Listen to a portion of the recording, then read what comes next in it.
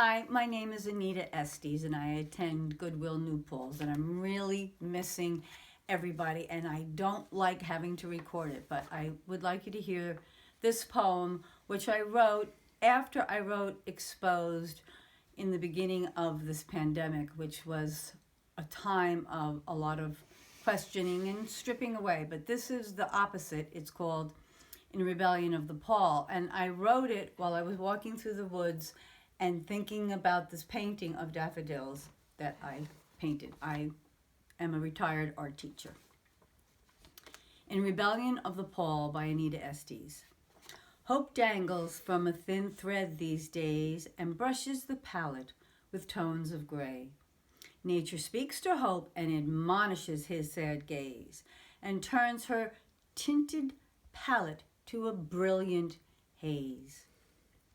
As if in rebellion the daffodils spring and cuts the rope of dread's thick string. She breaks all boundaries and splashes her fellows in triumphant gold and divine yellow. New birth laughs at the darkening clouds and uses the storm to turn up a frown. Laughing and singing in the glint of sun rays, she faces the darkness with her bright, buttery gaze. Her triumph of new life sings a message to all. She is not threatened by the dark pall. She lifts her face to the Creator's ways and won't be stopped by the darkest days. New life springs up in the most amazing ways and finds hope in the coldest dark days. It whispers on the wind and tickles the ears, enticing us to lose our fears. No daffodils will not succumb to the heavy hand of the dark one. No Darth Vader shall squelch her joy. Her Lord and Master conquered it all. I've been writing a lot of poems, and today another one came to me. I just dashed this off about an hour ago, so I hope it flows. Based on an experience from this last week. End of frost. I've never waited so long for the passing of the last frost, when seeds can be planted and new life springs forth from the earth.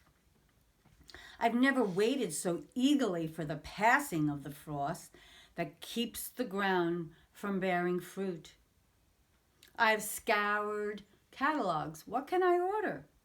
When all the earth gives up her cold freeze. I've gazed at flowers from my car window, looking longingly at daffodils and hanging baskets. What can endure a light or hard frost? Some of the flowers can, but the more delicate ones cannot.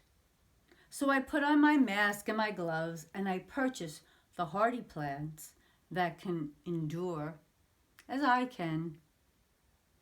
In my eagerness, I planted seeds that might just freeze after May, who deceivingly smiled at us with warm sunny days, and then with a dagger of death she plunged her freezing steel into the earth.